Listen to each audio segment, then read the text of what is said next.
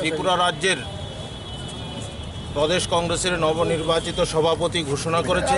আমি তার জন্য সর্বপ্রথমে আমাদের সর্বভারতীয় কংগ্রেস সভানেত্রী শ্রীমতী সোনিয়া গান্ধী, আমাদের প্রিয় নেতা রাহুল গান্ধী এবং কেসি বেণুগোপালজি, ত্রিপুরার ইনচার্জ ডক্টর অজয় কুমারজি, তাদেরকে আমি অভিনন্দন জানাই। পাশাপাশি আমাকে কার্যকরী সভাপতি হিসাবে দায়িত্ব দিয়েছে।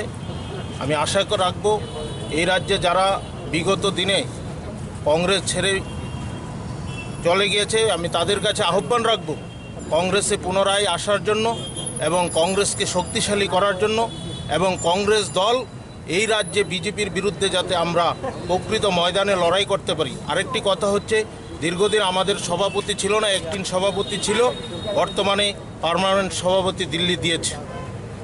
এই হচ্ছে আমাদের আজকে। আগের সভাপতি কি আপনাদেরকে সঠিকভাবে পরিচালনা করতে পারছে না?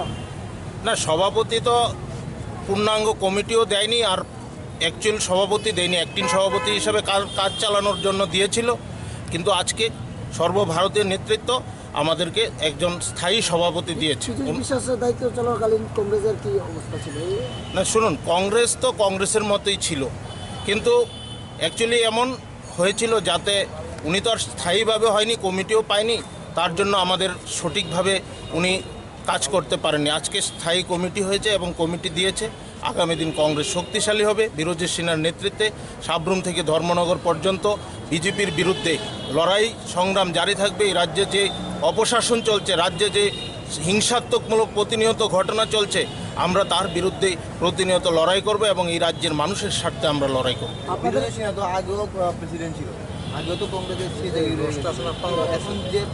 বিরোধী সিনহা কংগ্রেস সভাপতি ছিল, দুইবারই ছিল। বিরোধী সিনহা যখন কংগ্রেস সভাপতি ছিল 2003 সালে, কংগ্রেস 19টা সিট পেয়েছিল আর 14টা সিটে মাত্র 750 ভোটে হেরেছিল।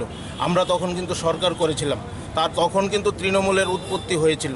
আমি আশা করব যারা আমাদের দল থেকে অন্য দলে গিয়েছেন তারা যাতে সবাই পুনরায় আমাদের দলে আসে, এবং দলের দরজা খোলা আছে।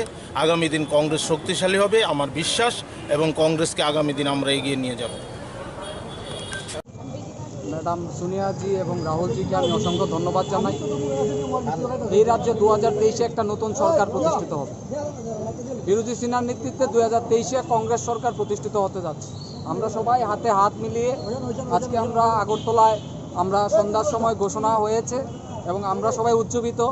রাজ্য কংগ্রেসের এবং NSY, মহিলা কংগ্রেস, সেবা দল, যত ভারত ত্রিপুরা শাখা সংগঠন আছে, 17টা শাখা সংগঠন সারা রাজ্যে আজকে কোথাও না কোথাও প্রত্যেকটি ব্লক, কিছু কিছু ব্লক স্তরেও আজকে সবাই উজ্জীবিত।